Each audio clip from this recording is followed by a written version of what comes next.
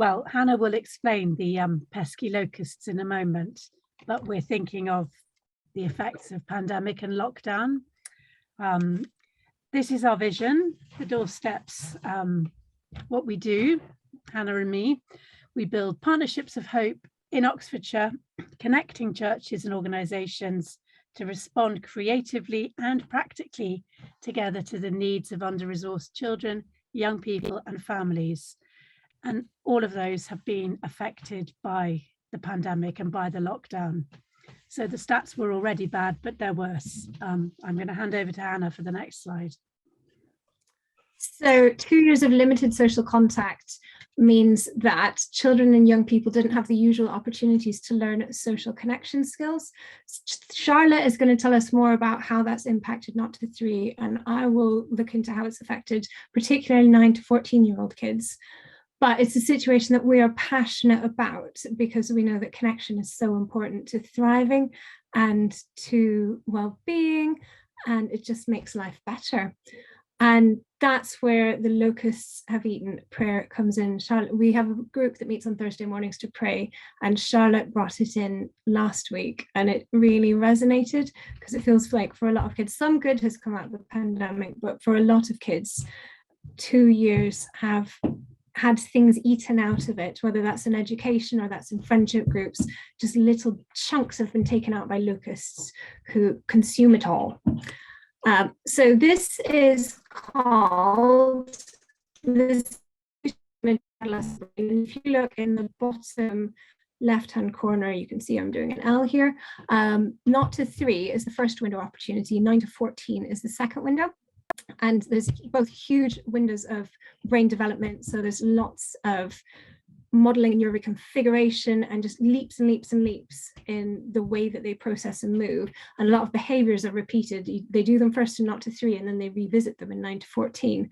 So we think that there are socialization stuff that they've done in 0 to 3, or they haven't had the chance to do in 0 to 3 because they were in lockdown, that they then needed to revisit in 9 to 14. But we're seeing a lot of kids in the English school system, they're in year 6, year 7 and year 8. So that's like,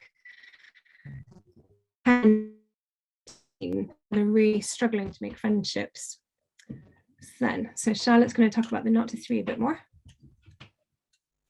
I am. That's a picture of me with some of my toddlers in East Oxford. Nice diverse group, as you can see. That's when we could only meet outside.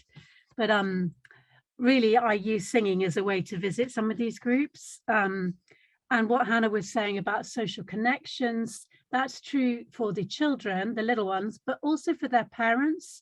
There are parents who've either got out of the habit or have never known that what these groups can bring in terms of connections and just support. They can be a real lifeline. And also the safeguarding problems can be picked up early on and dealt with early on that develop into things later otherwise. So a lot of children haven't had the same socialization you would expect. That's also affected their language, and singing helps with that as well. Basically, you'll hear news stories all the time. They're not ready for school. So the toddlers coming through into the school system are not ready. And that is the sort of the locus effect of the pandemic. To bring it home, I met a child last week who was 2, but you would have thought they were maybe 1.5 at the max. Couldn't speak, couldn't walk, couldn't even eat, had a feeding tube and had been taken into care. This child had not been seen by a health professional between the age of 3 weeks and 23 months. That's nearly 2 years of their life. So all the issues had not been picked up and they ended up being taken into care. It was just heartbreaking. And that's just one child, one family. If you had council tax in Oxford the other day, it would have told you that 29%, nearly 30% of the children in Oxford are below the poverty line, which is shocking. 10 areas among the most deprived in England and Wales. So all these issues are very real. I'm going to hand back to Hannah. Oh, so I'm going to talk about the 9 to 14s. So I touched on 9 to 14. They haven't had the same opportunities. So when they're not to 3, they go through things like the side-by-side playing, and then the bit where they steal toys and bite each other. And then they eventually learn how to be human beings who cooperate and play and have fun together. And I think they revisit that through 9 to 14 years old. And across England, I think it's across the UK, we're seeing this age group are struggling to connect. They're these beautiful, lovely little souls, and they're going into school and they don't know the same ways of making friendships at secondary level. So that's second window of opportunity. There are bits that they haven't had. So what we're doing with Inspires within secondary schools across is making little groups for year 7s and year 8s. And we've got some incredible young leaders. So year 7s and 8s are 11, 12, 13. And then we've got some kids that are 15, 16, 17 coming in as young leaders, and they're modeling engagement. They're modeling kind of friendship, and they're older enough. They're absolutely brilliant, these young leaders. They've come in, they've hit the ground running. They're creating these lovely safe spaces. And these are some of the activities we've been doing. So we've done lots of Lego, and it's just a platform for conversation. So they're sitting there playing really gently with this Lego. These are kids whose names I'm seeing on the detention lists. We've done modeling with sticks and string, which is always fun. Loom bands have made this huge renaissance, and everybody's really into loom bands again. So thank you to those people who have donated loom bands.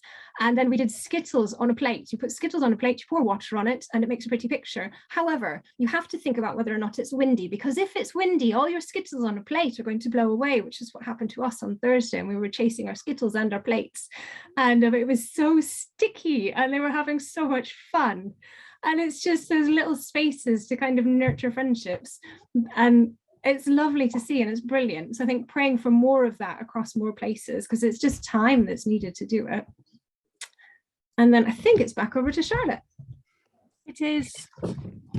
This is our Doorsteps triangle, just to explain the zone where we work and encourage churches to work.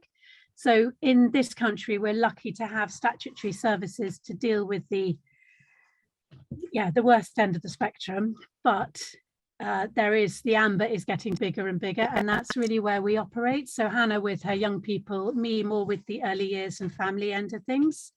And some churches are active there and others need a bit of encouragement. One of the things we do is we pray. We've been praying since November 2020 every week with different churches in Oxford about the families in that amber zone, the ones at risk of their children being taken into care, like the child I just talked to you about. And we're still praying, but we're really excited about the relationship that's built within the churches. There's a real sense that God is up to something.